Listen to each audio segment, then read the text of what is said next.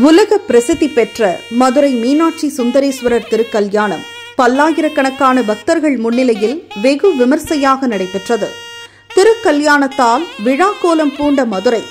முன்னதாக திருக்கல்யாண மேடையில் சுப்பிரமணிய சுவாமி தெய்வானையுடனும் பின்னர் மீனாட்சி அம்மனும் சுந்தரேஸ்வரரும் மேடைக்கு வந்த பின்னர் பவள கனிவாய் பெருமாளும் வந்திருந்து மணமேடையில் எழுந்தருளினர்.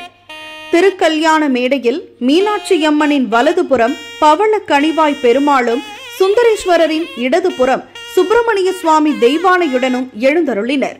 தொடர்ந்து விநாயகர் வழிபாடு உள்ளிட்ட பல்வேறு பூஜைகள் செய்யப்பட்ட பின்னர் பாலிகை இடும் நிகழ்ச்சி நடைபெற்றது.